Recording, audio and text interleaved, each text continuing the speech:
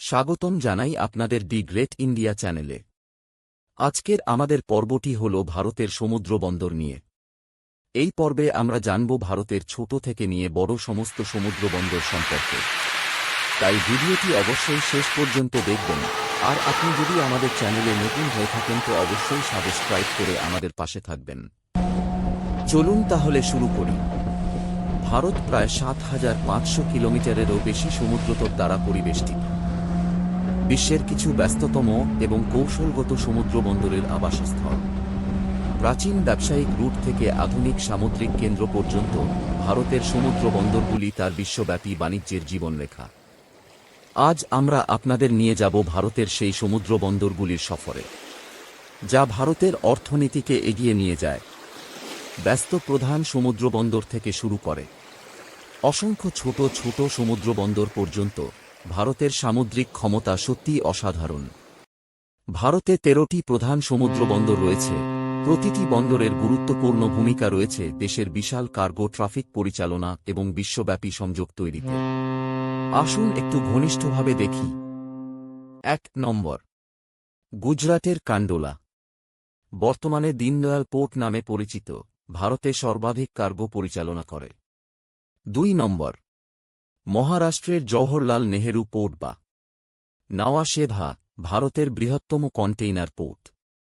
৩ নম্বর, মুম্বাই বন্দর।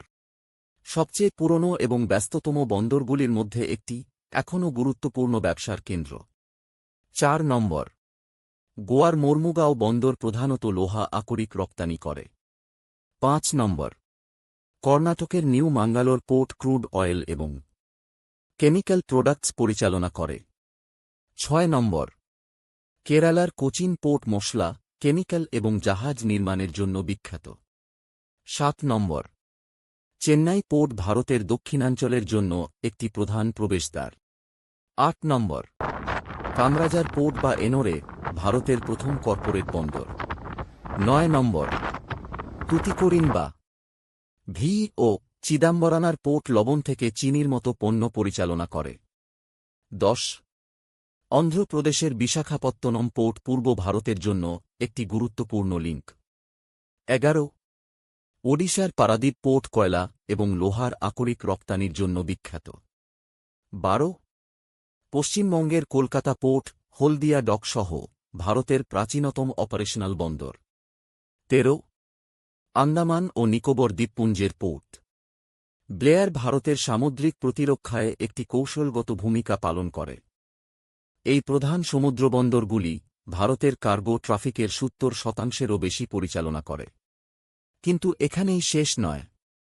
ভারতে আরও ২০০টিরও বেশি ছোট এবং মাঝারি সমুদ্র বন্দর রয়েছে।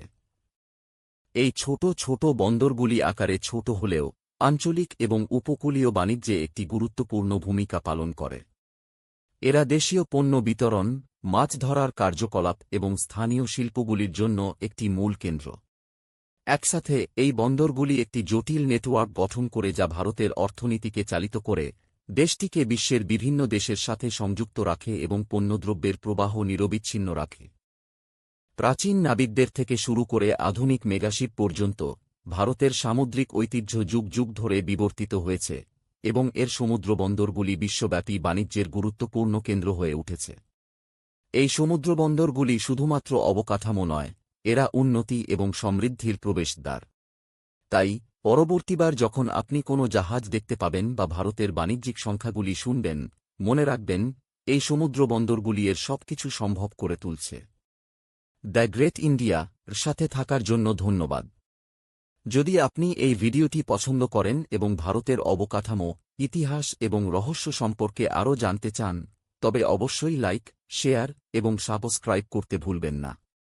আবার দেখা হবে পরের ভিডিওতে।